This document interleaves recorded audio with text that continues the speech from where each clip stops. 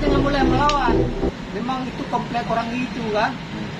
Tapi Pak dibilang aku teroris, itulah yang Teroris? paling aku ini. Aku Apa- bukan teroris, itu orang itu pun nggak tahu macam mana teroris. Teroris? Ya. Teroris atau teroris?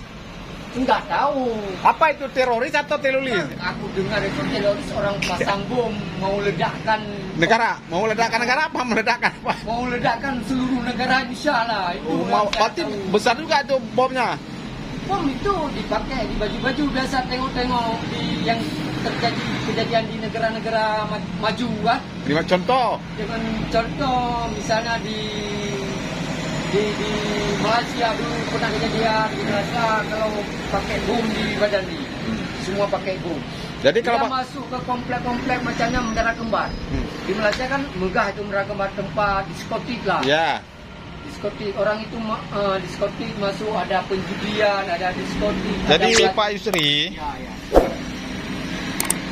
selama hidup di Aceh ini apa yang sudah dirasakan senang dan susah selama hidup di Aceh ini? Kan kalau itu kan kalau hidup bukan di Aceh, di mana saja kan kita tetap ada susah ada senang. Bukan di Aceh saja, Oh. dimanapun tempat kita kan hidupnya kan ada susah ada senang. Itu tergantung kepada diri kita. Kan sekarang problem kan banyak, problem selama corona ini kan problem banyak. Karena kan tengok lapangan kerja kan sepi. Bukan pemerintah enggak dipedulikan rakyat, bukan. Memang kondisi Rakyat tidak peduli pemerintah. ya dulu kan rakyat peduli pemerintah, sekarang pemerintah peduli rakyat. Nah, sekarang selama COVID ini kan dimanapun, jangankan di Aceh, di Indonesia, di luar negeri, agak terhambat ekonomi masyarakat lemah karena kan terjadi hal-hal yang tidak diinginkan, misalnya orang kalau keluar harus hati-hati, harus pakai masker, harus waspadai terhadap. Jadi sekarang begini saya mau tanya. Ya. Jadi sekarang kan masalah begal. Tahu begal kan? Bukan Perampok jalanan tuh kan, yang sadis. Ya. Jadi kan takut sama begal-begal tuh. Ya, aku kan gini Pak. Memang sudah ini kan dimanapun di kota-kota besar ini terjadi. Karena kan begal ini memang orangnya bukan dasar orang jahat, tapi kan orang itu orang pandai-pandai semua begal itu. Aku tengok kan ada kawan-kawan yang kena tangkap di mana bawa ke Kapolsek, bawa ke Korami kan. Saya ada penyuluh waktu saya tugas dari Ampi kalau tidak salah di kantor Bupati Koramil PD Jaya. Orang itu saya koreksi panggil karena saya dalam keadaan tugas. Panggil suruh tanya, ini macam mana anak ini di kampung anak ini. Apakah dia memang dari kecil-kecil dia memang jahat? Apakah memang dia memang watak kerja pegal-pegal curi ayam orang, bebek orang, kambing orang, kerbau orang? Karena kan pegal ini ada tingkat-tingkatannya Pak. Ada cuma cukup curi ayam, udahlah duitnya. Ada curi kambing, udahlah. Itu kan ada tingkat-tingkatnya, macam pejabat juga. Ada tingkat 1 bintang, ada 2, ada 3, macam-macam lah. Tapi saya tengok begal itu memang bukan anak orang kaya, bukan anak orang miskin.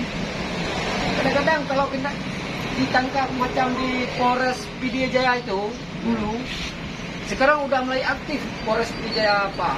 Udah mulai buka tahanan orang-orang Tegal itu udah masuk tahanan di Polres. Ini udah diresmikan. Aku waktu diresmikan ada tugas di sana penjagaan pintu karena aku kan dari Ampi, aku partai DNA, aku kalau koalisi di Indonesia ini aku cuman macam NGO Pak, nggak memihak-mihak aku. Jadi saya mau bertanya, jadi saudara waktu ditangkap tadi bagaimana ceritanya? Oh, kalau itu problemnya salah aku. Yang pertama kan aku tiba-tiba masuk komplek dia itu. Yang pertama kereta aku itu nggak bagus, nggak layak masuk komplek orang itu. Bukan orang itu komplek markas itu bukan main-main, bukan tempat main-main kita masuk. Itu komplek angkatan itu kan di mana saja itu jangan main-main. Karena di sana orang itu kan ada taruh senjata-senjata, alat-alat peledak kan. Kita kadang-kadang foto di mana tempat alat-alat peledak itu. Ya, memang bukan orang itu mau apa namanya, mau ambil kita, mau ancam kita, bukan. Memang tugas mereka itu. Mereka itu ada interview sama komandannya, interview. Orang itu ada ikut training juga. Nah, itu kan angkatan itu banyak tingkatannya. Macam ada penjinak bom, penjinak senjata kan. Dimanapun tempat ada senjata. Apalagi di mata itu kan markas besar, Pak. Bukan markas kecil lagi. Enggak macam di Kapolres, Kapolda. Itu kan orang itu punya gudang khusus. Punya gudang bom, gudang senjata, gudang macam lah. Jadi terus bagaimana ceritanya? Aku masuk. Nah. Dan sebetulnya kan aku nggak salah, Pak. Nah. Yang sebetulnya aku nggak salah, tapi salah aku kan kereta nggak beres. Nah. Aku kereta nggak beres, pakaian kotor.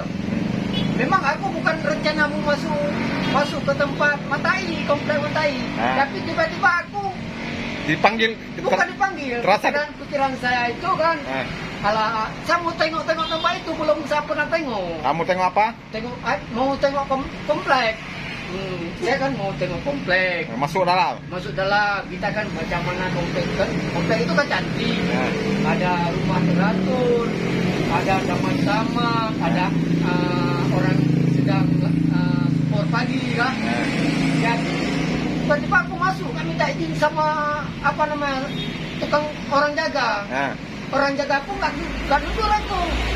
Biasanya kan yang sebetulnya pasti orang ini agak lain sedikit.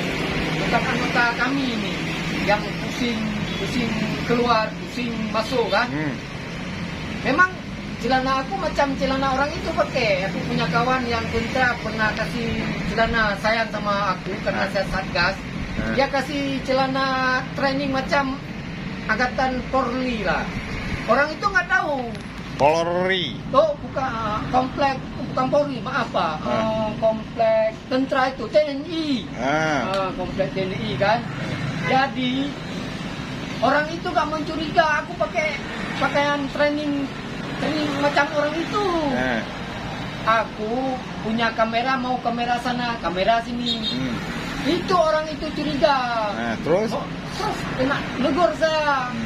Habis kena negor, diminta KTP, nggak ada KTP di gudang. Aku kan kerja di Sumpah Bato, lupa bawa KTP lah. Kan kita kan sedang kerja, mau keluar pusing-pusing biar pikiran kita nampak luas lah kan.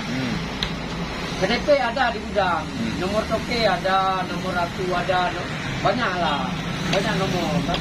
Nomor Nagan Jaya ada? Oh, Nagan Jaya nggak ada. Jadi gitu ceritanya. Habis minta KTP. Ada ditonjok nggak? Hah? Ada ditonjok? Ditonjok di poruk gini-gini, bukan. Memang nggak ditonjok, cuman Dites saja. Tes mental. Berapa kali ada tes mental? Nggak kena tonjok berat lah. Aku kalau yang baik-baik saya bilang kan. Memang kalau orang itu memang macam gitulah tugasnya kan. Memang tugas orang itu. Gimana cara nonjoknya? Iya, nonjok tanya, di mana kau tinggal? Ada bawa KTP, mana kampung? Kampung saya bilang di PD Jaya. Berapa lama kamu di Banda Aceh? Di mana kerja? Bentak-bentak itu? Bentak-bentak macam gitu lah, Pak. Contoh gimana suaranya? Tong ini apa ini? Ini kereta punya siapa? Ini punya sendiri, Pak.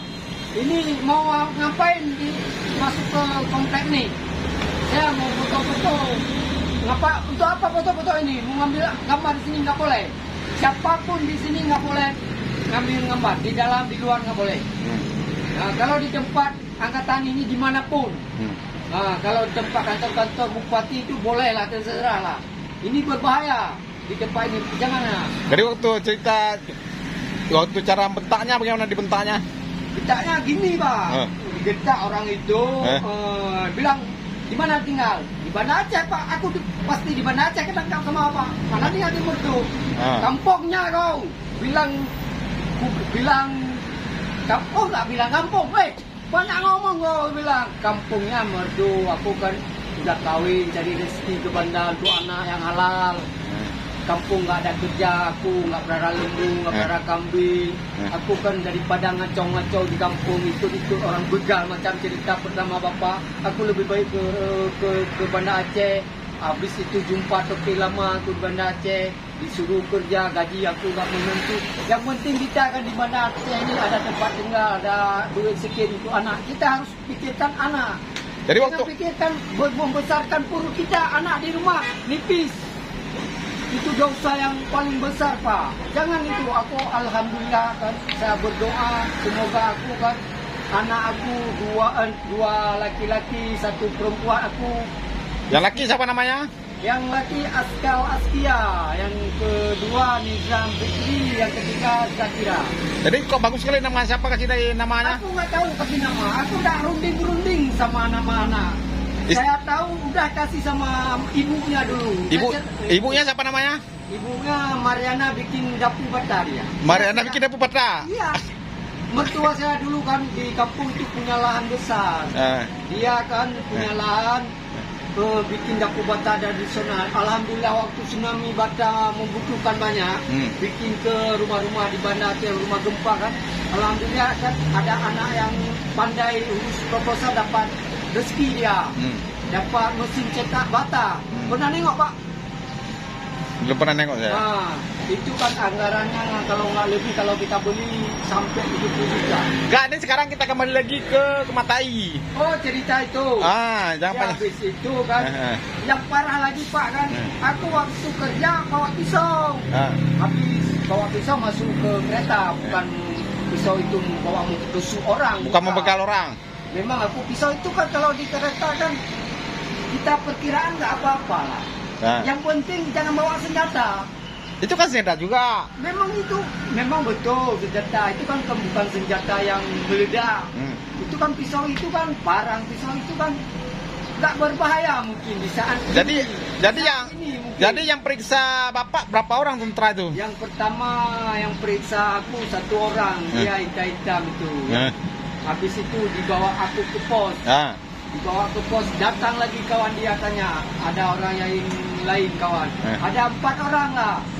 Habis itu datang komandan dia lah, pangkatnya agak besar. Saya tengok pangkat, aku tahu pangkat orang-orang itu tahu. Mana pangkat kecil, mana pangkat besar tahu aku. Aku bukan di sini juga kawan Pak.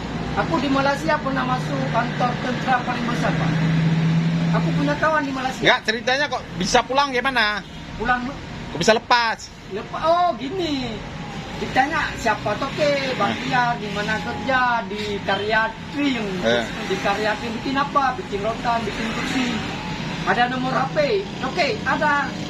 Habis itu dia nelpon toke bukan nggak datang mau ambil aku, mau runding sama orang itu, mau cakap.